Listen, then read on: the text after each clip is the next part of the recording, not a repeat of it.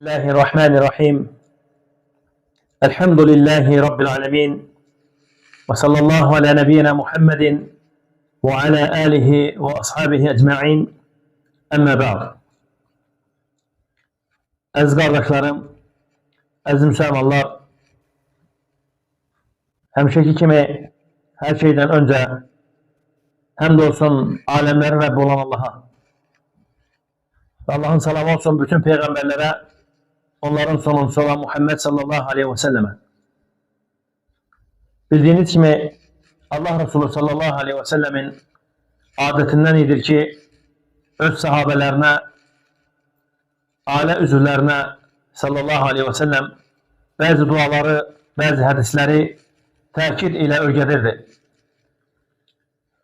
Cabir bin Abdullah radıyallahu anh buyurur ki Peygamber sallallahu aleyhi ve sellem bizlere istihara namazının duasını Kur'an-ı Kerim'den her hansı bir sureni öğrettiği kimi, ezberlettiği kimi ezberletirdi, öğretirdi. Sallallahu aleyhi ve sellem. Ve hemsinin biraz önce dediğim kimi bu hadiseler çok baş verip Allah Resulü sallallahu aleyhi ve sellemin hayatında. Bu dualardan biri de öz kızı ile Fatime radıyallahu anha ile baş vermişti. Hansı ki Allah Resulü sallallahu aleyhi ve sellem öz kızına azametli bir duanı öğretir. Duanı inşallah ki Ərəbcə, Azərbaycanca okuyaq. Sonra Allah'ın izniyle duanın etrafında bir neçə məsələyə toxunacaq. Bu duadan bir neçə faydanı inşallah ki elde edəcəyik. Allah Resulü sallallahu aleyhi ve sellem kızı Fatime radıyallahu anh'a buyurur ki səhərə çıxdıqda, akşam olduqda, yani səhər ve akşam bu duanı et. Dua bu cür nedir? Ya hayyu ya kayyum bi rahmetike estağisu aslih li şe'ni kulleh ve la tekilni ila nefsi tarfete ayn. Ey ebedi yaşayan, ey kayyum, kainatı yaradan ve onu idare eden, bendelerinin işlerini yoluna koyan ve onları koruyan, merhametinle kömək diləyirəm. Mənim bütün işlerimi yoluna koy. Beni bir göz kırpımı belə başlı başına bırakma. Həqiqətən subhanallah, dua o kadar əzəmətli duadır ki, siz de göreceksiniz ki bu duadan elm ehli rahimehumullah, Allah subhanahu teala bütün alimlere, dünyalarında yaşayan alimlere rahmet etsin, yerde kalanlara faydalı itaat üzerinde ömür versin. Bu hadisin etrafında elm ehli ne kadar faydalara dokunurlar. Bu hadisten ne kadar faydalar çıkarırlar. Biz de Allah'ın izniyle, gücü ve kuvvetiyle bu faydalardan bir neçəsini inşallah ki zikredeceğiz, öğreneceğiz. Faydalardan birincisi Allah Resulü sallallahu aleyhi ve sellem kızı Fatime radıyallahu anh'a nesihati. Buyurur ki ey kızım seher atıldıkta, akşam olduqda de ki ya hayyu ya kayyum. Bu vəsiyyət Allah Resulü sallallahu aleyhi ve sellem'den, hansı ki Allah Resulü sallallahu aleyhi ve sellem öz kızına ettiği bir vəsiyyətdir. Bakın dünyanın en şereflisi olan, Adem evlatlarının en şereflisi olan, yani yaratılışın en şereflisi olan Muhammed sallallahu aleyhi ve sellem. Bu tövsiyeni, bu vəsiyyəti öz kızına edir. Hansı ki Fatime radıyallahu anh'a seyyide, yani bir mənada cennette kadınların ağası olacak. Radiyallahu anh'a. Onların lideri olacak. Onların başçısı olacak. Böyük olacak. Nedir ki oğlanları da radiyallahu anhuma Hasan ve Hüseyin cennette cennet cavanlarının ağaları olacaklar. Allah subhanahu teala'nın razılığı olsun onların üzerine. Deməli, en şerefli insan dünyada bəşəriyyətin ən şərəflisidir. Muhammed sallallahu aleyhi ve sellem. Öz qızına, qızı da hansı ki, cənnətin cavanlarının seyyidəsi. Radiyallahu anhə.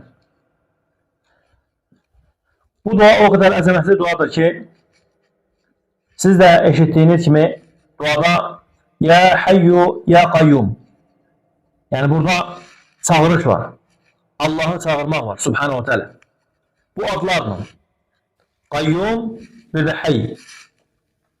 Kur'an-ı Kerim'de Hayy ve Qayyum ikisi beraber 3 yerde gelir. 3 yerde ikisi beraber gelir.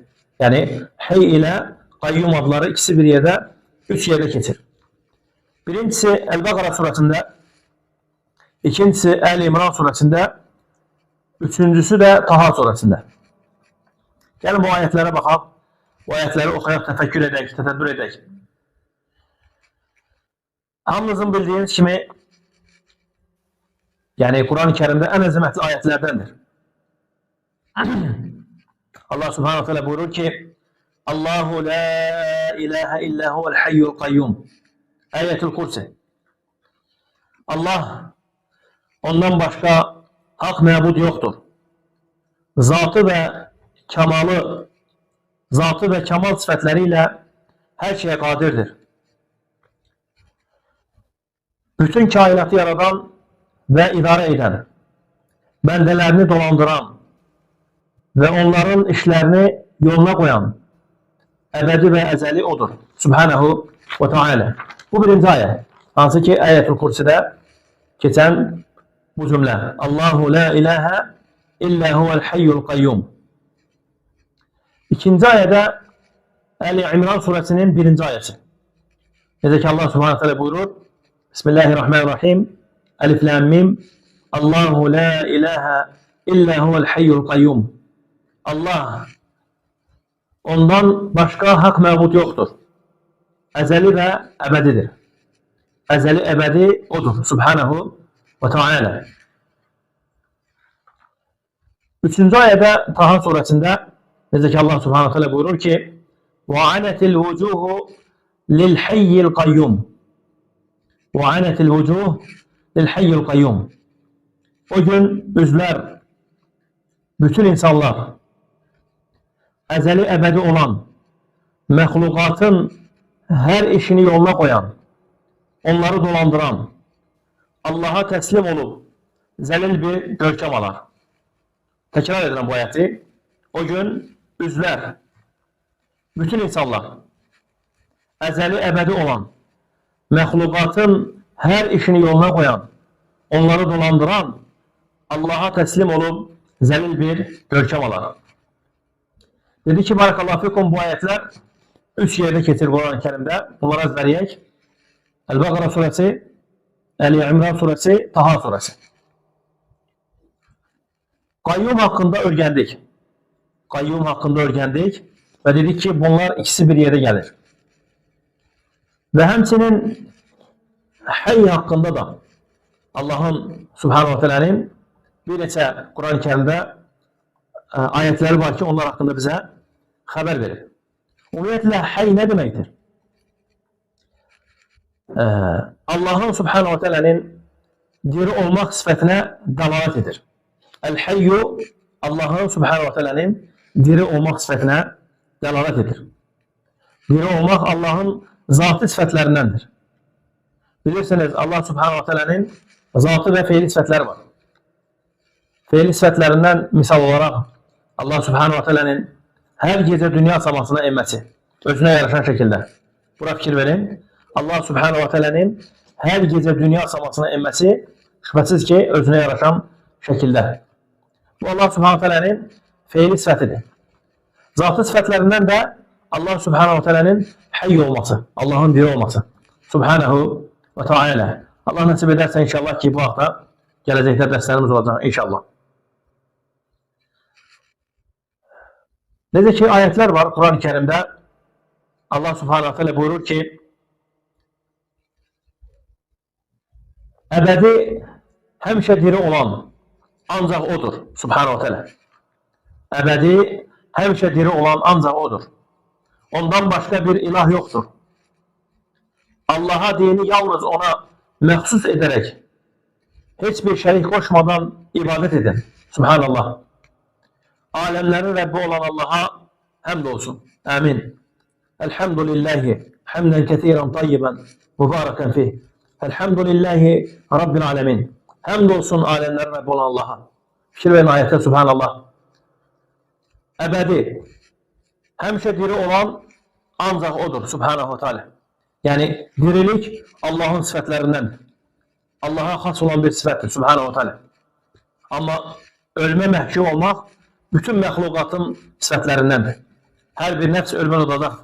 Necə ki Allah Subhanahu Teala Kur'an-ı Kerimdə neçə ayetlerde buyurur bu haqda.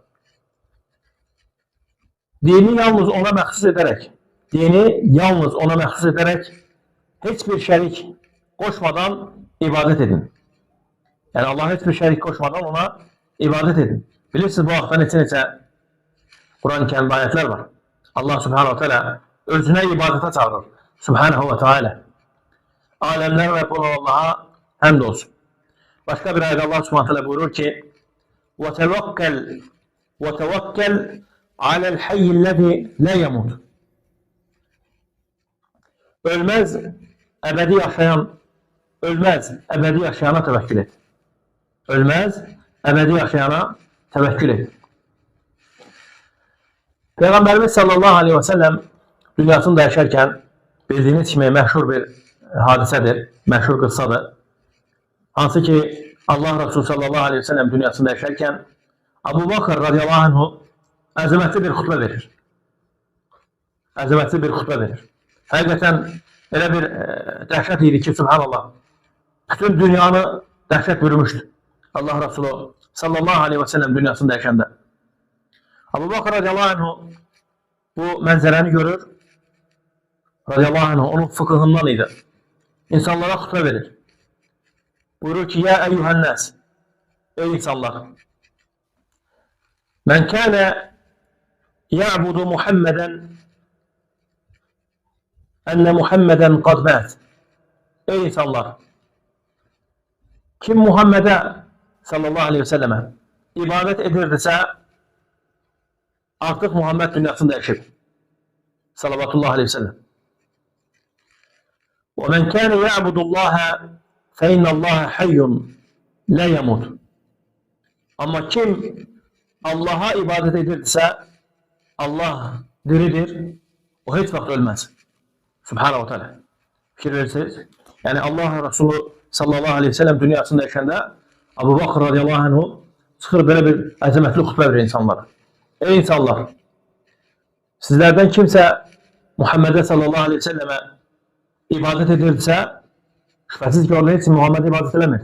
Sadece olarak nedir? İnsanlarda bu heyecanı görüp, bu dehşeti görüp, o şüphesiz ki Allah Resulü sallallahu aleyhi ve selleme olan sevgilerinden iyi.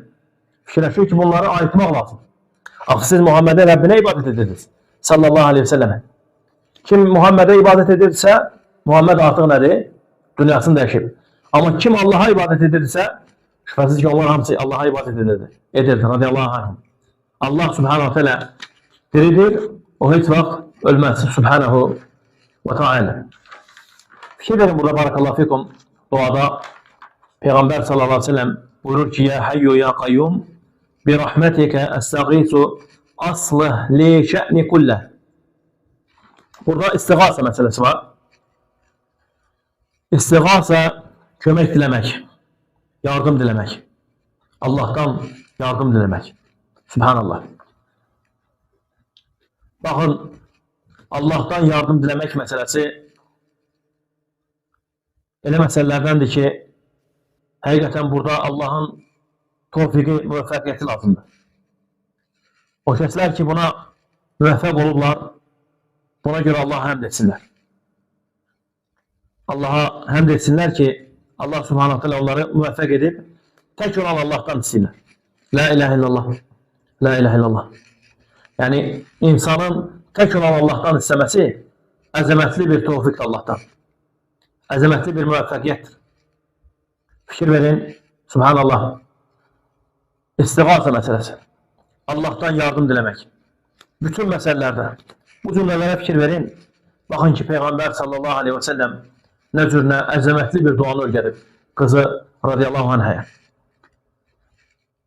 Deməli, insan bütün hallarında Allahdan kömək diləməlidir.